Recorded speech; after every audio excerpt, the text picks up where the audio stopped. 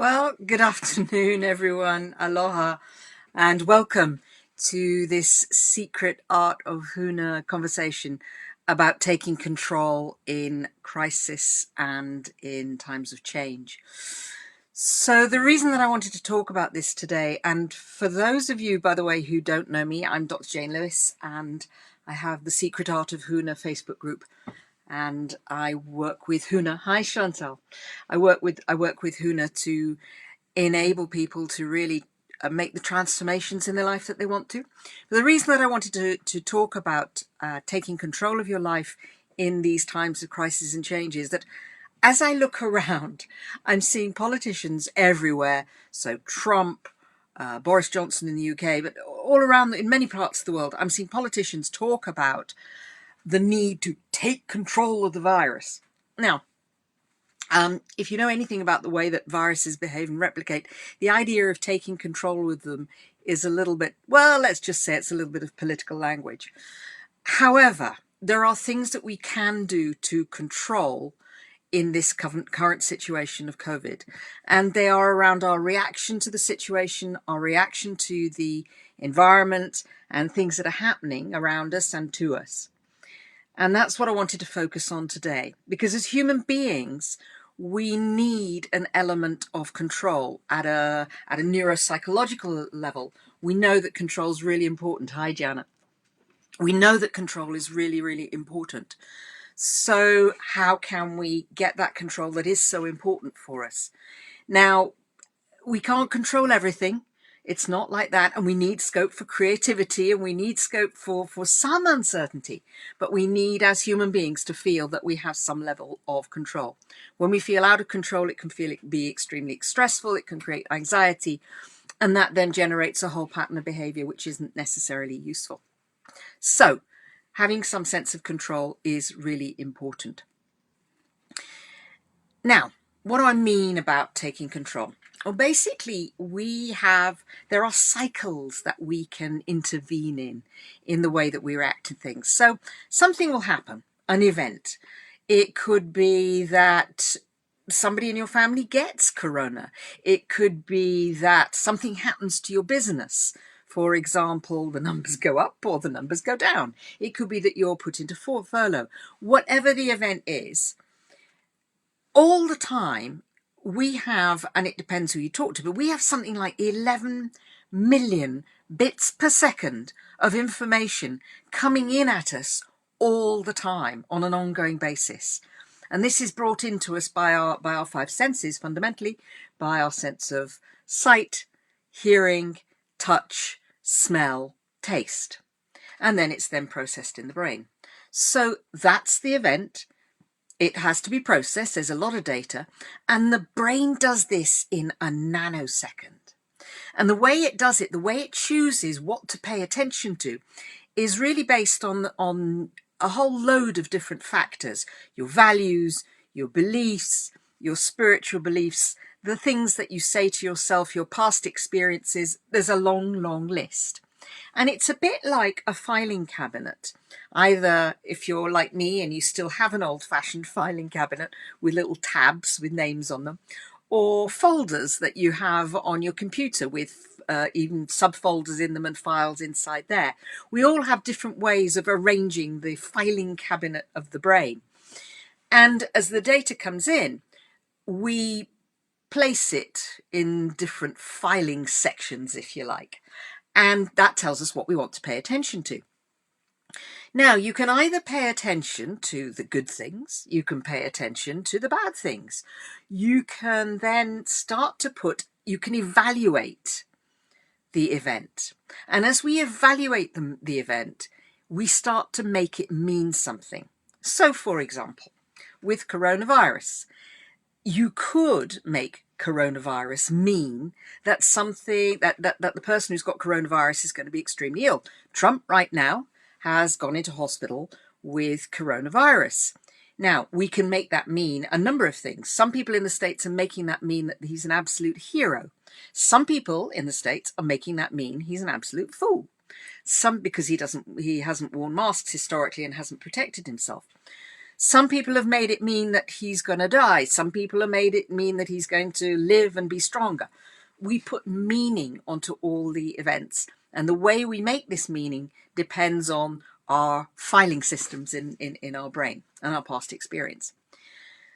As we make the meaning, this means that our reaction to it, our emotion, is going to change. So if you make somebody having coronavirus, somebody yourself having coronavirus, mean that you're gonna be sick or you're gonna die or whatever, this is going to create certain emotions in your body and in your mind.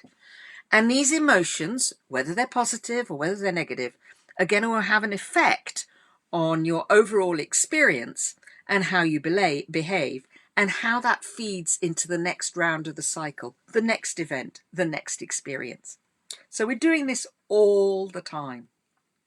Something happens, we make meaning of it, and then, depending on the meaning that we make, we experience certain emotions, and that then influences how we behave next time round. So, how do you get control out of that then? Well, what you can impact is the way you make meaning. I do a lot of work with clients where I'll ask them, what is it that they want out of the coaching session, or what are they particularly dealing with as a challenge? And suddenly I get an entire story. Now, this is not just my clients. I do it myself to myself. So I'm not putting blame on anyone. But so the client will tell me a story. And sometimes it's really hard to help the client or myself disentangle the story, the meaning, from the actual event. So recently I've had clients talk about how I had a client talk about how she didn't get an interview, and there was a whole story about this. So I said to her, what are the facts? Oh, well, I didn't get the interview because no. What are the facts? The facts were indeed, she applied for a job.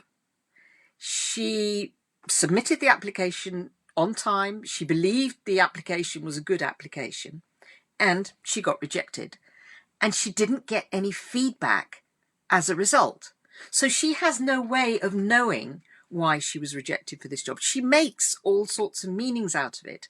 And because it's a rejection, the meaning that she makes is triggered by past experiences of being rejected, her own beliefs around not being good enough or not being good, and a number of other similar things.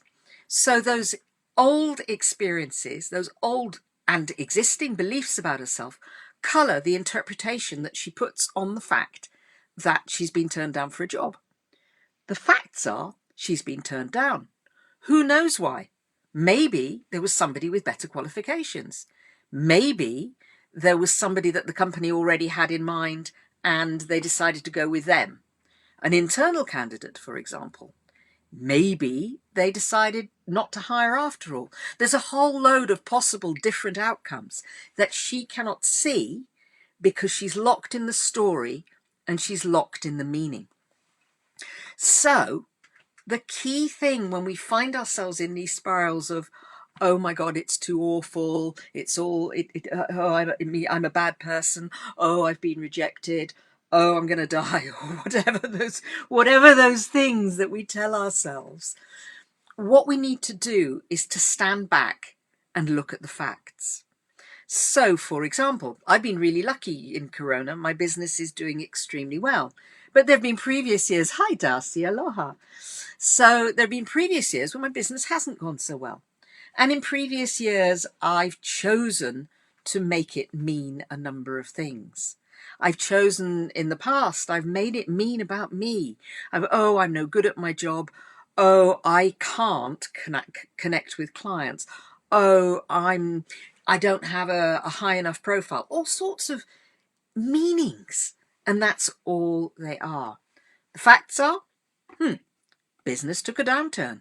The facts were, I wasn't spending a lot of time promoting my business. The facts were, I wasn't spending a lot of time connecting with different sorts of people who might be interested in what I offer. Those were the facts. But the story, the meaning became something else. So if you're finding yourself in those situations, really get forensic, boil it down.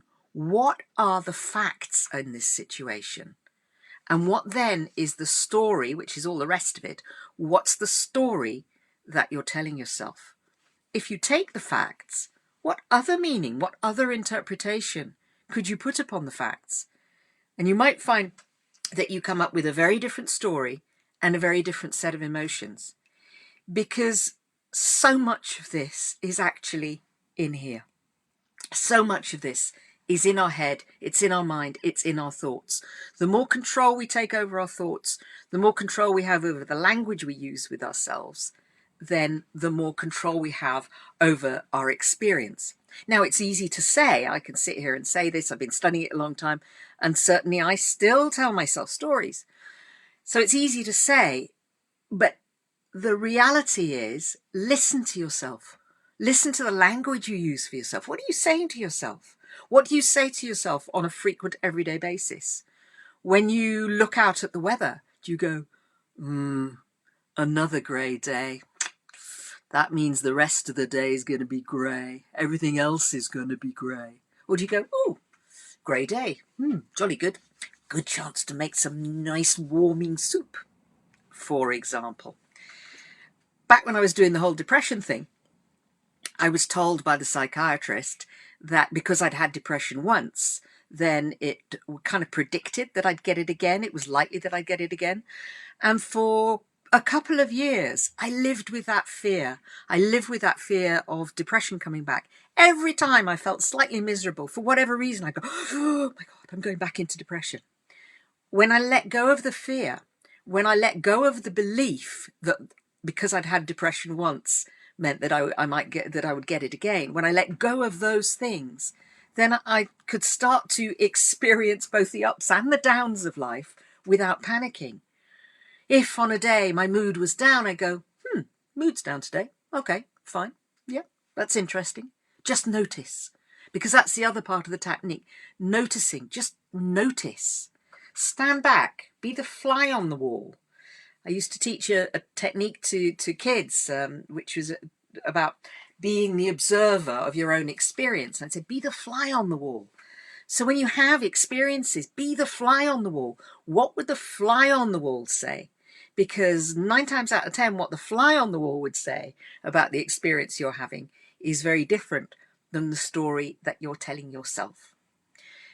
So if you need help with any of this, if you're finding it difficult to break out of your own story, if you're finding that you're not really feeling in control of what's going on in your head, or if you find that,